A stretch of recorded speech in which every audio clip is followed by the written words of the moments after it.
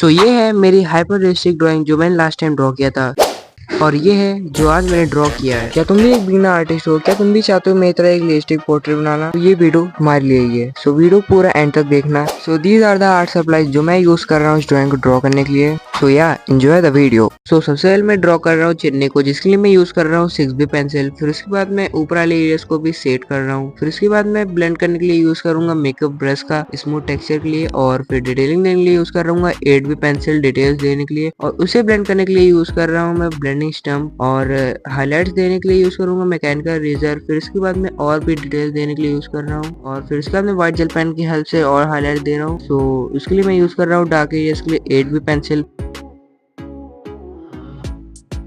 उसके बाद मैं मेकअप ब्रश और ब्लेंडिंग स्टम्प की हेल्प से इसे भी ब्लेंड कर दे रहा हूँ। तो अगर बात की जाए 3D ड्राइंग की, सो उसके लिए सबसे इंपॉर्टेंट होता है हाईलाइट्स क्रिएट करना, जिसके लिए मैं यूज कर रहा हूँ अब मैकेनिकल इरेजर का। Now moving on the lower chimney, so अब मैं यूज कर रहा हूँ 10B पेंसिल डार्कर एरियाज को ड्रॉ करने के लिए। फिर इसके बाद मैं मेकअप ब्रश और ब्लेंडिंग स्टम्प के हेल्प से ब्लेंड कर दे रहा हूँ अच्छे से।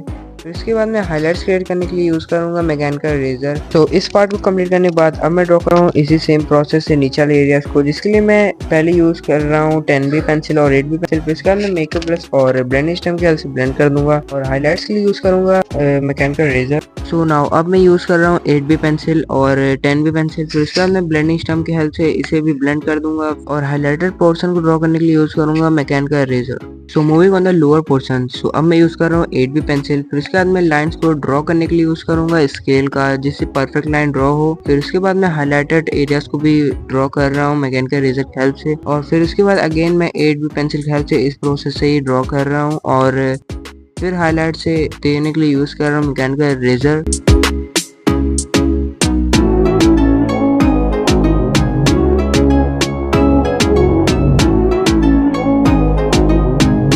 नाउ अब मैं ड्रॉ कर रहा हूँ ग्लास टेक्सचर को, जिसके लिए मैं पहले यूज कर रहा हूँ as a base layer 4B pencil. फिर उसके बाद मैं उसको ब्लेंड करने के लिए यूज करूंगा टिश्यू पेपर और स्मूथ टेक्सचर। फिर उसके बाद मैं यूज करूंगा 8B डार्क लाइंस को ड्रॉ करने के लिए। उसके बाद मैं ब्लेंडिंग स्टम्प की हेल्प से ब्लेंड कर दे रहा हूँ। सो नाउ अब मैं यूज कर रहा हूँ मैकेनिकल इरेजर हाईलाइट्स क्रिएट करने के लिए, और फिर इसी सेम प्रोसेस में ग्लास के एरियाज में सारे ड्रॉ कर ले रहा हूँ। So moving on the lower area, सबसे पहले 6B पेंसिल। फिर उसके बाद मैं डार्क एरियाज को ब्लेंड कर ले रहा हूँ मेकअप ब्रश की हेल्प से। फिर उसके बाद मैं हाईलाइट्स क्रिएट करने के लिए यूज कर रहा हूँ मैकेनिकल इरेजर। इसके बाद मैं बाकी का सेम प्रोसेस से ही ड्रॉ कर रहा हूँ।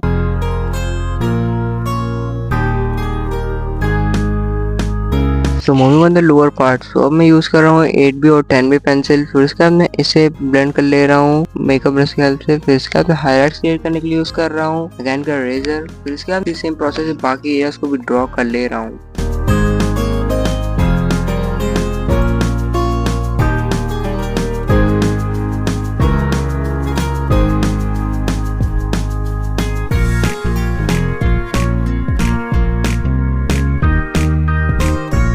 तो नाउ बैकग्राउंड के लिए मैं यूज कर रहा हूँ 4 पेंसिल, और उसके बाद मैं टिश्यू पेपर हेल्प से ब्लेंड कर दूंगा।